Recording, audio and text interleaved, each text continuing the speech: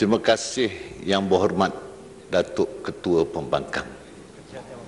Saya seronok sebenarnya berhujah dengan Yang Berhormat Datuk.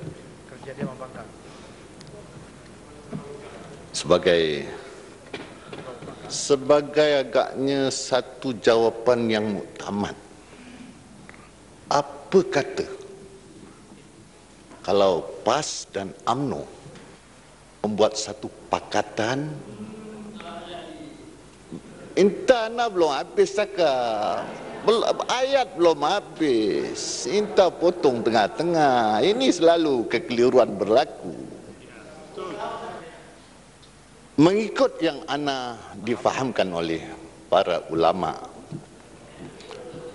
orang mati syahid ini jasadnya tidak hancur. Suhada di mana-mana pun tidak hancur.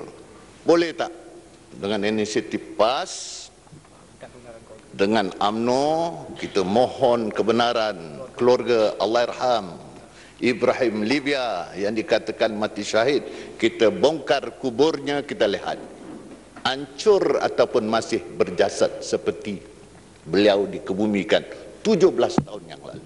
Kalau hancur maknanya dia bukan mati syahid. Kalau jasadnya masih seperti dikebumikan 17 tahun yang lalu, dia mati syahid. Confirm, kita akur.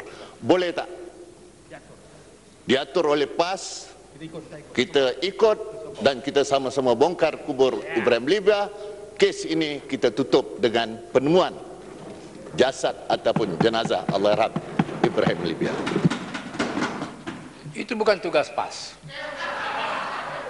Itu kewajipan pada mereka yang menyangkal kedudukan Allahyarham Ibrahim Libya. Mereka yang menyangkal, majelis fatwa yang menafikan, yang membuat fatwa yang berlainan, mereka lah bertanggungjawab untuk menggali semula kubur dan memandikan Ibrahim Libya, menyembahyangkan jenazahnya dan mengkafankannya. Itu kewajipan mereka. Bukan tugas PAS. Tugas UMNO untuk mendesak majelis fatwa bagi membuktikan kebenaran fatwa mereka. Lihat, saya waktu kami pimpinan PAS Kedah bertemu dengan majelis fatwa, kami minta supaya majelis fatwa pergi melihat tempat kejadian itu sebelum mengeluarkan fatwa. Tapi semua itu tidak dilakukan. Tapi kami akur kemudian. Baik, itu sebagaimana yang saya katakan tadi, bahwa apabila Majelis Agama Islam Negeri Kedah membuat keputusan atas titah Tuanku Sultan Kedah, Yang Berhormat Setiausaha Parlimen, tak saya bagi dah. Nak tanya apa lagi, saya nak cerita lagi dia. So, insya Allah. Tengok tak lagi lah kalau ada peluang. Untuk menukar batu nisan, kami terima, kami akur. Tak apalah, saya bagi tahu kepada sahabat-sahabat di Imam Ali, terima. Jadi Tuanku Sultan yang memerintah. Yang Berhormat, terima, dan Tuanku Sultan Kedah. Yang Berhormat, tentang perkara ini panjang lagi. Dia kalau dia tanya tu, saya nak cerita lah, bagi jelas supaya masyarakat boleh dengar, dan ini catatan sejarah, rekod. Tuanku Sultan Kedah ni bukan sebarang sultan, seorang yang lembut budi bahasa, halus budi bahasa, dan sangat bersopan santun, tinggi pekerti. Baginda berangkat menziarahi perkuburan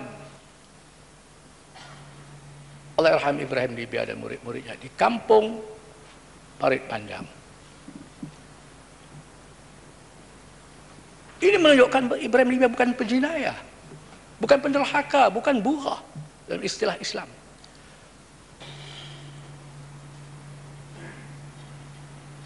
Saya tidak nak menyeretkan baginda dalam perbahasan ini, tapi nak membuktikan, menunjukkan bukti empirical bahawa Ibrahim Libya adalah jauh daripada apa yang difitnahkan oleh UMNO dan pemimpin-pemimpin UMNO. Cukuplah, cukup. Yang Berhormat Seri Gading, duduk. Sebab itulah saya dalam ucapan yang menyatakan, apabila Rasulullah SAW ditanya oleh sahabatnya ketika Rasulullah menyampaikan sepotong ayat Al-Quran yang berbunyi, Innal ladzina yakfuruna bi ayatillah wa yaqtuluna an-nabiyyina bighairi haqq wa yaqtuluna alladhina ya'muruna bil qisti minan nas fabashshirhum bi'adzabin alim. Ulaika alladhina habitat a'maluhum fid dunya wal akhirah wa ma lahum min nasirin. Ayat dalam surah Ali Imran 21 dan 22. Ketika Rasulullah membaca ayat ini yang memberi maksud, sesungguhnya mereka yang engkar dan kufur dengan ayat-ayat Allah, dan mereka yang membunuh nabi-nabi tanpa alasan yang benar, dan mereka yang membunuh orang-orang yang menyeru kepada keadilan, kepada kebenaran, kepada Islam dari kalangan manusia yang bukan nabi-nabi, maka beritahulah kepada mereka azab yang sangat pedih. Dan mereka itulah orang-orang yang pupus segala amalan-amalan mereka, hilang lenyap amalan-amalan mereka di dunia dan di akhirat, dan mereka tidak akan memperoleh penolong di hari akhirat. Saya menyebutkan bila Rasulullah menyoal hadis, disoal kepada Rasulullah, Ayun nasi asyaddu azaban yaumal qiyamati ya Rasulullah. Seorang sahabat baginda bertanya, siapakah dari kalangan manusia yang paling berat seksaannya di akhirat kelak? Nabi menjawab, Rasul menjawab, alladzina qatalu al-anbiya wa qatalu man amara bima'rufin wa naha 'anil munkarin atau kama qala. Rasul menjawab, orang yang paling berat seksaannya di hari kiamat adalah orang yang membunuh nabi-nabi dan membunuh orang-orang yang menyeru kepada kebenaran, yang menyeru kepada kebaikan dan mencegah kemungkaran, yaitulah para duat. Dalam tafsir Ibnu Katsir, tafsir Syekh Ali As-Sabuni, seorang yang punya otoriti dalam tafsir, menyatakan ialah membunuh para duat, para pendakwah, para ulama yang menyeru kepada kebaikan, yang menyeru kepada keadilan. Orang yang membunuh itu akan menghadapi dosa azab yang sangat berat di akhirat kalau mereka tidak bertaubat. Siapa yang membunuh nabi-nabi? Orang-orang Yahudi. Mereka pernah membunuh 300 orang nabi pada satu hari saja. Mereka juga telah membunuh para duat, para ulama. Ini satu golongan yang membunuh orang alim. Nabi-nabi sudah tidak ada lagi selepas Nabi Muhammad SAW. Yang ada ialah para ulama, para duat, para pendakwah, para orang alim yang mengajak kepada Islam, kepada kebenaran, kepada keadilan. Orang Yahudi membunuh. Yang kedua, komunis. Kita tahu dalam sejarah komunis bagaimana mereka membunuh para ulama Islam.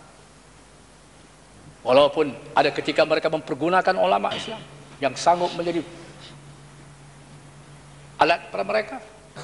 Ketika mereka nak melancarkan program koperasi pertanian di negara-negara wilayah-wilayah Islam yang mereka kuasai, seperti di Tashkent, mereka menggunakan imam Tashkent untuk membantu mereka menyampaikan ayat-ayat Al-Quran, wa ta'awanu 'alal birri wat taqwa.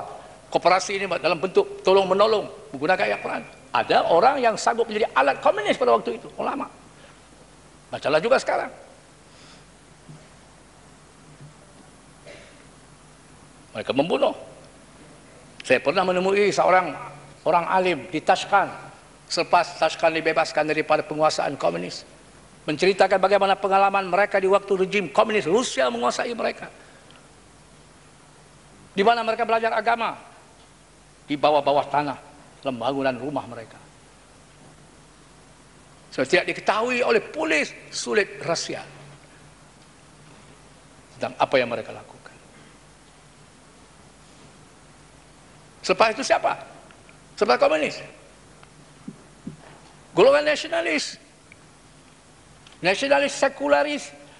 Apa yang berlaku di Turki, berapa ramai ulama-ulama yang dibunuh oleh Kemal Atatürk. Di Mesir, berapa banyak ulama-ulama yang dibunuh oleh rejim nasionalis, sekularis. Di Malaysia termasuklah pembunuhan ke atas Ibrahim Libya, seorang alim.